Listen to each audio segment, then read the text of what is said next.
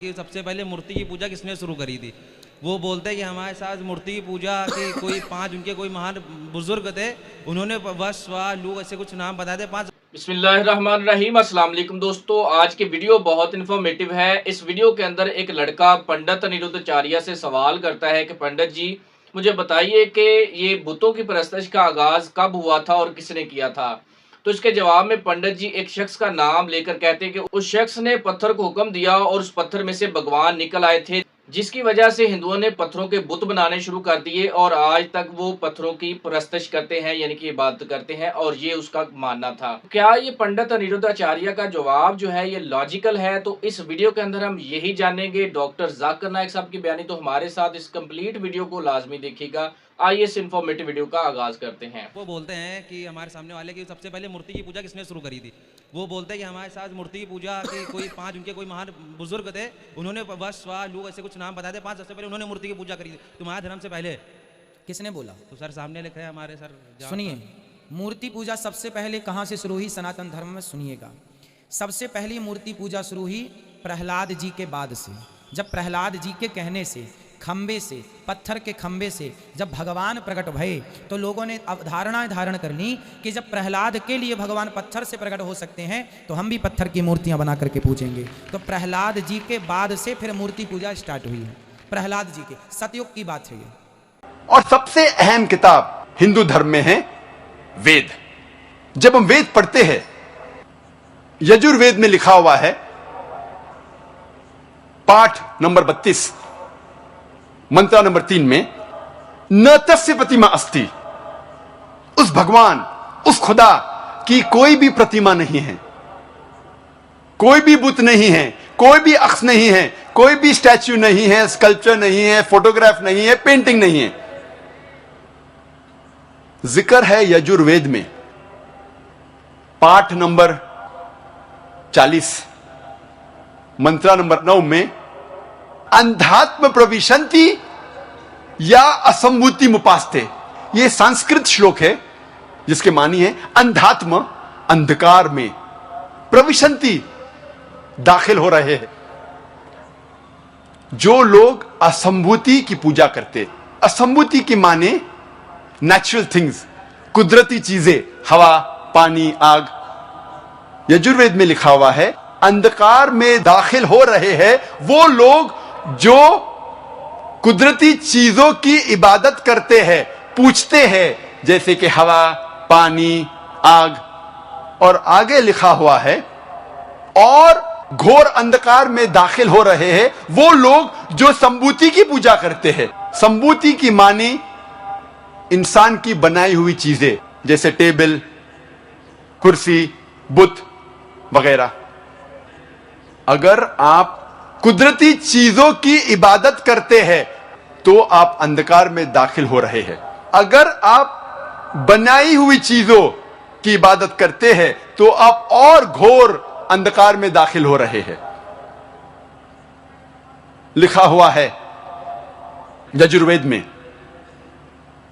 पाठ नंबर 40 मंत्र नंबर 8 में, उस भगवान का कोई भी अक्ष नहीं है और वो पाक है। अथर्ववेद में आता है, ये अथर्ववेद, अथर्ववेद में लिखा हुआ है किताब नंबर 20 में, पाठ नंबर 58 में, मंत्र नंबर 3 में, देव महाअसी, महान है वो खुदा। और सबसे अहम वेद है ऋग्वेद। यह है ऋग्वेद। चारों वेदों में से सबसे अहम वेद है ऋग्वेद। ऋग्वेद में लिखा हुआ है किताब नंबर 1 पाठ नंबर 164 मंत्र नंबर 46 में, एकम सत विप्र बहुधा वेदांते, जिसके मानी है सत्य एक है, खुदा एक है और संत उन्हें कई नामों से पुकारते हैं। और एक जगह लिखा हुआ है ऋग्वेद में किताब नंबर 10 पाठ नंबर 114 मंत्र नंबर 5 में कि आप भगवान को, आप खुदा को कई नामों से पुकार सकते हैं। और ऋग्वेद में सिर्फ किताब नंबर 2 पाठ नंबर 1 में 33 सिफत, 33 नाम खुदा के दिए गए हैं। इनमें से एक है ऋग्वेद किताब नंबर 2 पाठ नंबर 1 मंत्र नंबर 3 में ब्रह्मा। ब्रह्मा कहते हैं अंग्रेजी में क्रिएटर। जब हिंदी में कहते हैं इसे कहते हैं बनाने वाला, और जब उर्दू या अरबी में कहते हैं इसे कहते हैं खालिक। हम मुसलमानों को कोई एतराज नहीं अगर कोई अल्लाह को खालिक कह रहा है या बनाने वाला कह रहा है या क्रिएटर पुकार रहा है। लेकिन अगर कोई शख्स कहता है कि ब्रह्मा वो है और उसको एक अक्स देता है, एक प्रतिमा देता है और कहता है कि उसके 4 सिर है और हर सिर पे एक मुखट है, तो हम मुसलमान इस पर एतराज करते हैं। और आप श्वेता स्वतार उपनिषद पाठ नंबर 4 श्लोक नंबर 19 के खिलाफ जा रहे हैं, जिसमें लिखा हुआ है न तस्य प्रतिमा अस्ति। उस खुदा, उस भगवान का कोई भी प्रतिमा नहीं है। और एक नाम ऋग्वेद किताब नंबर 2 पाठ नंबर 1 मंत्र नंबर 3 में है विष्णु।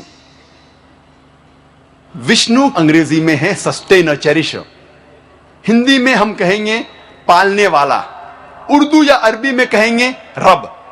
हम मुसलमानों को कोई एतराज नहीं अगर कोई कहता है कि अल्लाह रब है या पालने वाला है या चेरिशर या सस्टेनर है। लेकिन अगर कोई शख्स विष्णु को कोई अक्स देता है, कोई प्रतिमा देता है और कहता है कि विष्णु वो खुदा है जिसके 4 हाथ है, एक हाथ में है चक्रा, दूसरे हाथ में है शंख, और वो पानी पे जा रहा है सांप के ऊपर या हवा में उड़ रहा है गरुड़ा पे, हम मुसलमान इस पर एतराज करते हैं।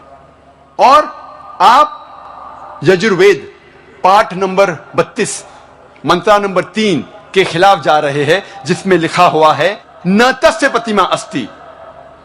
उस खुदा, उस भगवान की कोई भी प्रतिमा नहीं है। ऋग्वेद में लिखा हुआ है किताब नंबर 8 पाठ नंबर 1 मंत्र नंबर 1 में मां चिदन यदि संसद। भगवान एक ही है, सिर्फ उसकी पूजा करो, सिर्फ उसकी तारीफ करो। ऋग्वेद में लिखा हुआ है किताब नंबर 6 भाग नंबर 45 मंत्र नंबर 16 में या एक इतमुश्ती ही, एक ही खुदा है, एक ही भगवान है, उसकी सिर्फ तारीफ करो, सिर्फ उसकी पूजा करो। और हिंदू धर्म में बुनियादी उसूल, फंडामेंटल क्रीड है एकम ब्रह्म द्योत्या नास्ते नेहना नास्ते किंचन। भगवान एक ही है, दूसरा नहीं है, नहीं है, नहीं है, जरा भी नहीं है। There is only one God, not a second one, not at all, not at all, not in the least bit. जब हम हिंदू धर्म की किताबों का मुताला करते हैं, हमें पता लगता है हिंदू धर्म में खुदा, भगवान का सही तस्वुर। अब हम तस्किरा करेंगे मजहब इस्लाम में खुदा का तस्वुर, अल्लाह का तस्वुर। और सबसे बेहतरीन जवाब कोई भी मुसलमान आपको दे सकता है, वो है आपको कहेगा सूरह इखलास के बारे में, सूरा नंबर 112 आयत नंबर 1 से 4, जहां अल्लाह सुब्हानहू व तआला फरमाते कुल हु अल्लाहु अहद, कहो कि अल्लाह एक है, अल्लाह समद, अल्लाह बेनियाज है, लम यलिद वलम युलद, ना वो किसी को जनता है ना किसी से जना है, वलम यकुल लहु कुफुवन अहद, उसके जैसा कोई नहीं है। ये 4 आयतों जो सूरह इखलास की है, सूरा नंबर 112 आयत नंबर 1 से 4, ये अल्लाह सुब्हानहू व तआला की तारीफ है। इसे मैं कहता हूं the touch stone of theology. थियो मीन्स गॉड, खुदा, लॉजी मीन्स स्टडी, जिसके मानी है स्टडी ऑफ गॉड, खुदा की स्टडी। ये टच स्टोन है थियोलॉजी का। टच स्टोन उर्दू में मैं कहूंगा तलिस्मा।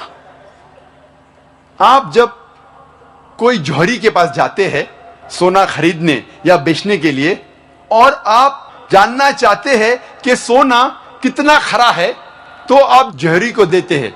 आप ये सोना जौहरी को देते हैं और वो सोने को टच स्टोन से एक पत्थर से घिसता है और जिस तरीके का रंग उस पत्थर पे आता है, फिर वो आपसे कहेगा कि ये सोना हो सकता है कि 22 कैरेट का है या 20 कैरेट का है या 18 कैरेट का है, या हो सकता है वो सोना ही नहीं है, क्योंकि हर चीज जो चमकती है वो सोना नहीं है। All that glitters is not gold. इसे कहते हैं टचस्टोन। सूरह इखलास is the touchstone of theology. जो भी खुदा की आप इबादत करते हैं, अगर आप जानना चाहते हैं कि वो सही खुदा है या सही भगवान है, आप उस भगवान, उस खुदा को जांचो सूरह इखलास की बुनियाद पर, और फिर आपको पता लगेगा कि जो खुदा की आप इबादत कर रहे हैं वो सही खुदा है कि नहीं।